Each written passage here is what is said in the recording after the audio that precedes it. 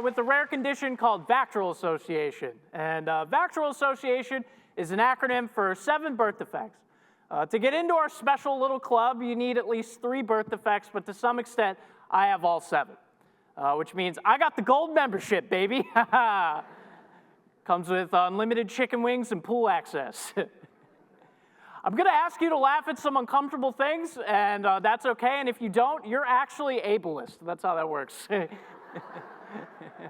Here's a quick funny thing. That is not a picture of me. I had way better sideburns fresh out the womb. That is actually the first picture that comes up when you Google my condition, which I think is unnerving. I think we should swap it out for like a shirtless picture of Brad Pitt, like with his hands photoshopped like mine. That would be a lot better than this sad child. It's an acronym for 7 birth defects. It's not all of them are that exciting or that interesting. I'm going to be honest, I'm not really that smart. I don't even know what half of these words mean. Like if you came up to me and said, tracheoesophageal fistula, I'd say, shut up, nerd, give me your lunch money. I don't want to hear that nerd stuff. No, it means I have like a small eating tube, which means sometimes I swallow food like a turtle trying to tuck into a shell. It's pretty sick. Yeah. I'm a real fun eater. One of these conditions is a little weird. That's why it's blocked off. I'm going to tell you what that condition is, but I need to tell you. For example, I was born without a butthole. See? Now my hands are completely invisible. Don't worry, I do have one now. Pretty important. That's actually not even that uncommon of a thing. I can guarantee at least one of you in the audience was born without a butthole, and your parents were just nice enough not to tell you about it. My parents picked 14. My dad goes, son, you do not have a butthole. You were born without a butthole. I was like, cool, I guess I'll just go to prom now. Go up to my date and be like, I'm so sorry, honey, you got to get tested. It was important that I don't put that up there because if the word anal ostresia was up there, you wouldn't be paying attention to a word I was saying. The L stands for limbs. That's my hands. That's the main thing people see when they look at me is they see these bad boys right here. And honestly, they don't even really cause me much difficulty. Looks can be deceiving. You know, honestly, having the hands is kind of fun. You know, like I've been flipping you guys off this entire time, but none of you knew. I do it to kids all the time. Hate kids. I don't even think they need to censor that because they're like, I don't even know what he's doing with those.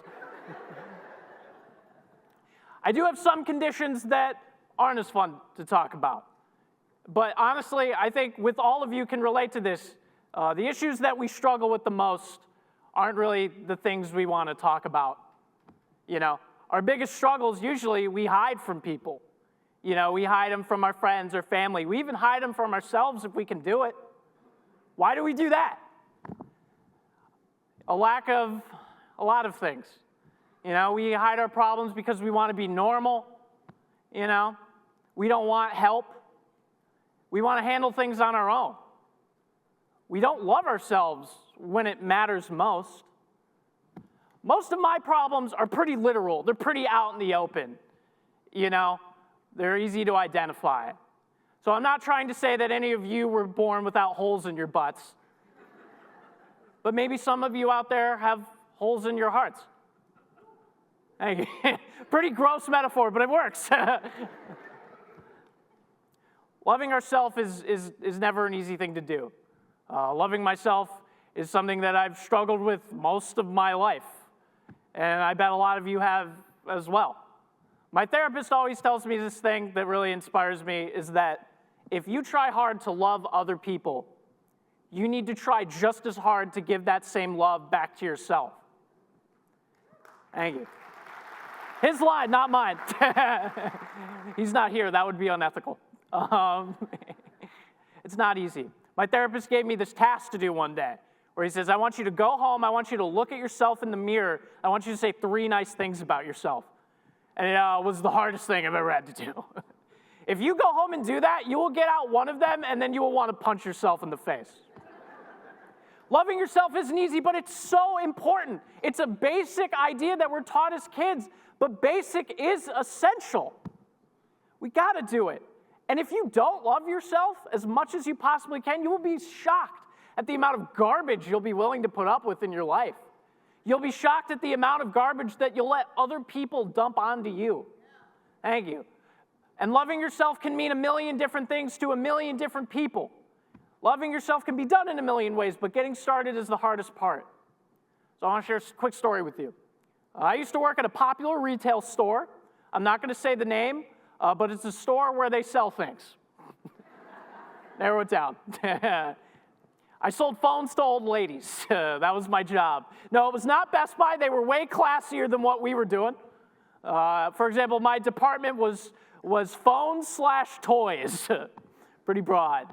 And I was at a point in my life where I was realizing that it was hard for me to do physical labor and eat food and not get sick. So there would be some days where I would get sick at work. And one day I got sick at my job, and I expected my manager to be pretty chill about it, but they were horrible to me. They said rude things to me. They questioned my ability as a worker. They thought I was on drugs. And I should have quit right there, but I didn't because I'm stubborn. Because when we're suffering in silence, we push ourselves to extremes sometimes for no reason. So now I'm selling phones, but I'm being prideful about it. What a weird hill to die on. I was so unhappy. I was very unhappy. But I just had to consider a lot of things. And my girlfriend had to sit me down one day and give me a really piece of powerful advice. She said, you know, nobody is a hero for working retail. But everybody is a hero for sticking up for themselves. And I want all of you to do that. And I'm finding the plot. Yeah, love yourself. Stick up for yourselves. It's not easy to do, but I guarantee if you shove just a little bit, you'll be shocked at the amount of change you can be in your life, you can make in your life. So I'm going to end this by saying 3 nice things about myself. And I want all of you to scream at it with me. And if you can't do it, that's kind of part of the point. So on 3, I want you all to scream 3 nice things about yourself. 1, 2, 3. I love my body. I love my jaw. I love my Hawaiian shirt collection. Thank you very much.